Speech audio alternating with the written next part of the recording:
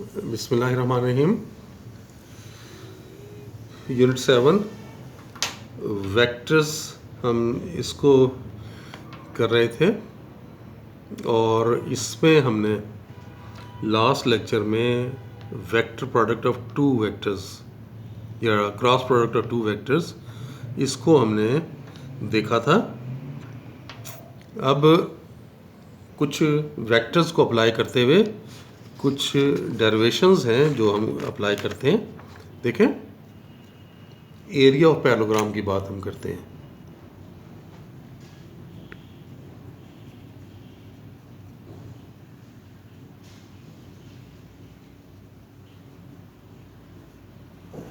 Area of parallelogram, अगर हम दो वेक्टर्स, ये हमने दो वेक्टर्स लिए, एक वेक्टर को हम u कह देते हैं और एक को v का नाम दे देते हैं। ये दो वेक्टर्स लिए, उनके दरमियान ये एंगल थीटा बन रहा है। इसको हम नाम रख लेते हैं OA और ये OB। अब इनकी मैग्नीट्यूड को आप एजेस ऑफ पैरेललोग्राम लेके आप एक पैरेललोग्राम कंस्ट्रक्ट कर सकते हैं। देखें, इस तरह से हमने ये इस पॉइंट को हम C का नाम दे देते हैं।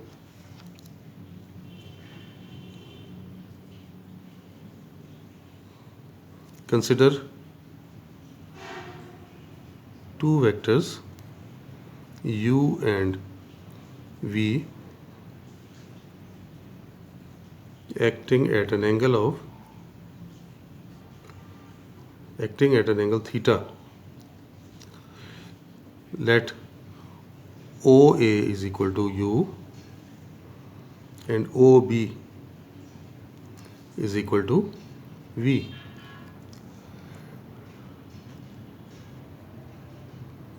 Then taking magnitude of OA, that is magnitude of u, and magnitude of OB, which is magnitude of v, as the adjacent sides,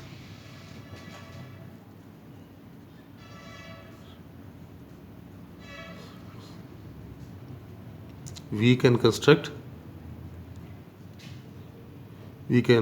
a parallelogram.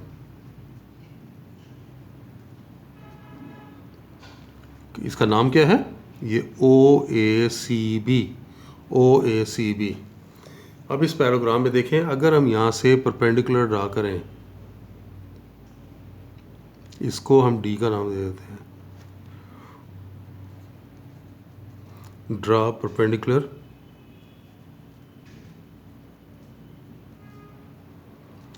Perpendicular BD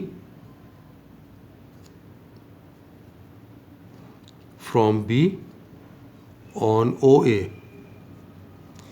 B से ये BD परपेंडिकुलर ड्रा किया OA पे, तो ये क्या बनेगी? तो ये राइट ट्रायंगल बन रही है। सो OBD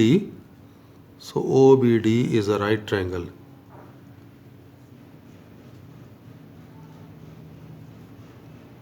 देख रहे हैं, इस राइट ट्रायंगल में आपके पास क्या आ रहा है? अगर हम ये फॉर्मूला अप्लाई करें साइन थीटा का, तो ये परपेंडिकुलर और ये हाइपोटेन्यूस, यानी BD over OB is equal to sine of theta. या इसको लिख सकते हैं, तो BD is equal to OB sine of theta, और OB हमने मैग्नीट्यूड ऑफ V ली हुई है, so magnitude of V sine of theta. और आप यहाँ देख सकते हैं ना कि पैरेललोग्राम के एरिया कैसे निकालते हैं? बेस और अल्टीट्यूड को मल्टीप्लाई कर देते हैं। एरिया ऑफ पैरेललोग्राम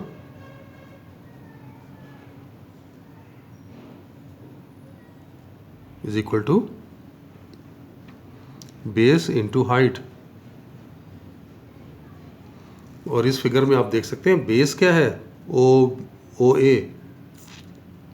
ये OA की लेंथ बेस है और हाइट है BD, ये BD। OA तो हमें पता है कि ये हमने मैग्नीट्यूड ऑफ U ली हुई है, और BD अभी हमने निकाला है magnitude of V into sine of theta. और अगर आप इसका क्रॉस प्रोडक्ट को देखें तो ये तो इन वेक्टर्स की क्रॉस प्रोडक्ट की मैग्नीट्यूड है, which is equal to magnitude of U cross V। तो ये आपने यहाँ पे शो कर दिया कि एरिया ऑफ पैरेललोग्राम दो वेक्टर के क्रॉस प्रोडक्ट की मैग्नीट्यूड को रिप्रेजेंट करता है। और ट्रायंगल का area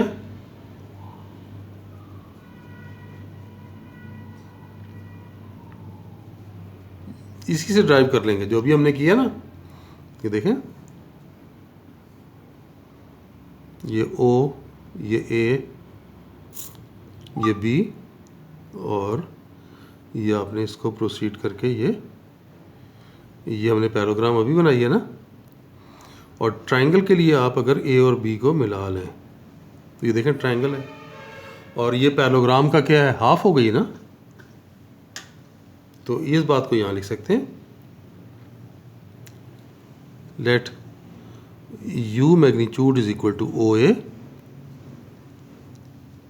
and V magnitude is equal to OB magnitude.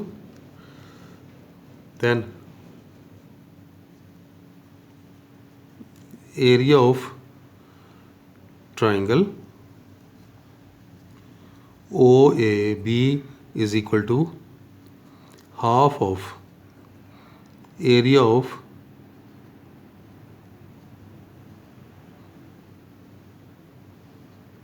the area of parallelogram, which is equal to half of, ये बता चुके हैं अभी कि U क्रॉस V मैग्नीट्यूड। तो एरिया ऑफ पैरेललोग्राम आप हाफ कर लें तो आपके पास क्या बन जाएगा, ये हमारे पास देख लें कि ये मैग्नीट्यूड U क्रॉस V की मैग्नीट्यूड का हाफ। तो ये हम दो फार्मूलाज ड्राइव कर लिए हमने। अब देखें एक ये एग्ज़ाम्पल आपको करवा रहा हूँ। ये एग्ज़ाम्पल भी हेल्पफुल होगी आपके लिए काफ़ी। ये एग्ज़ाम्पल 4 है।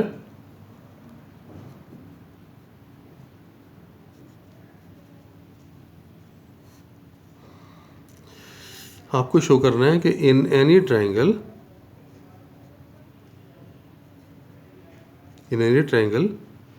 ABC,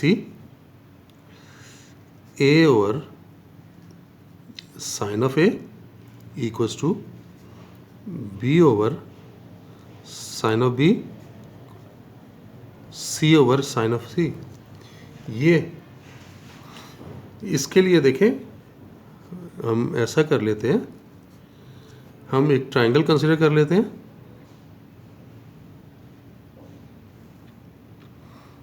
ये हमने A लिया, यहाँ पे ये पॉइंट B लिया, ये पॉइंट C लिया। A के सामने इस वेक्टर को A का नाम दे देते हैं, B के सामने इस वेक्टर को B का नाम दे देते हैं, और इस वेक्टर को C का नाम दे देते हैं।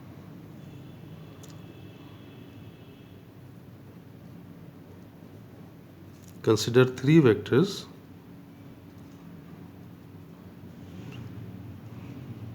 A, B, C acting along the sides of triangle ABC taken in order। तो यहाँ से आपको क्या आ जाएगा कि A plus B plus C अगर लेंगे तो वो ज़ीरो। देखें A फिर B और ऐड करके C वापस आ गया ना उधर ही, तो इनका सम ज़ीरो आ गया। आप यहाँ पर देख सकते हैं कि अगर हम एक फर्स्ट के C के साथ क्रॉस प्रोडक्ट ले लेते हैं, टेकिंग क्रॉस प्रोडक्ट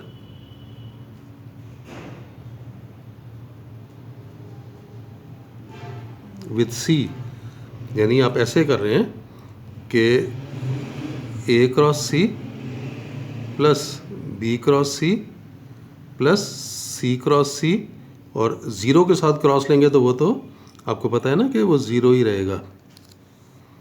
अब अगर ए क्रॉस सी और ये डायरेक्शन चेंज कर लें तो ये क्या हो जाएगा, माइनस सी क्रॉस ए, और ये प्लस बी क्रॉस सी, और सेम वेक्टर का क्रॉस प्रोडक्ट तो ज़ीरो होता है। ये तो आपको क्लियर है ना, ये मैंने अभी प्रॉपर्टीज़ में भी ये प्रूव कराया था। अब इसको आप दूसरी तरफ लेके जाएं तो आपके पास ये आ गया कि B cross C is equal to C cross A, और अगर इसकी मैग्नीट्यूड ले लेते हैं हम तो ये हमें यूनिट वेक्टर नहीं लेना पड़ेगा ना, ये हमने इनकी दोनों साइड्स पे मैग्नीट्यूड ली। इसकी मैग्नीट्यूड देखें क्या बनेगी, magnitude of B into magnitude of C into sine of the angle. B और सी के दरम्यान एंगल, ये देखें, ये बी और ये सी, ये कहाँ जाएगा, आउटवर्ड जाएगा ना, ये तो ये एंगल बनेगा। ये अंदर वाला एंगल ए है तो बाहर वाला एंगल कितना हो गया, 180 माइनस ए। तो बी क्रॉस सी में इनका एंगल आपस का कितना है, 180 माइनस ए। अब इधर आ जाएं, ये magnitude of C into magnitude of A, और सी क्रॉस ए, सी और ए के दरमियान एंगल, ये देखें, ये वेक्टर सी और ये ए है तो इनके दरमियान ये एंगल बनेगा। अंदर वाला बी एंगल है तो ये कितना बना, 180 माइनस बी। तो यहाँ पे लिखेंगे साइन ऑफ 180 माइनस बी। अब देख सकते हैं कि दोनों तरफ ये सी की मैग्नीट्यूड तो कैंसिल हो जाएगी ना, तो आपके पास ये आ गया बी मैग्नीट्यूड, इस के नीचे ये लिख लें साइन 180 माइनस बी, और ये ए मैग्नीट्यूड, इसके नीचे ये लिख लें साइन 180 माइनस ए, या मैग्नीट्यूड को विदाउट वेक्टर साइन लिख लें तो ये b upon sine of b is equal to a upon sine of a. Sine 180 minus b sine b होता है, sine 180 minus a sine of a के इक्वल है। तो ये चीज़ हमने शो कर दी, a over sine a equal to b over sine b. तो सिमिलरली करके बाकी भी बता सकते हैं। Similarly a by sine of a equal to b bye sine of b, c by sine of c. और अगर याद करें ना तो ये क्या था, फर्स्ट ईयर में आपने किया हुआ है ना, लॉ ऑफ साइंस था। तो ये एक्चुअली वेक्टर की मदद से हमने लॉ ऑफ साइन को ड्राइव कर लिया है।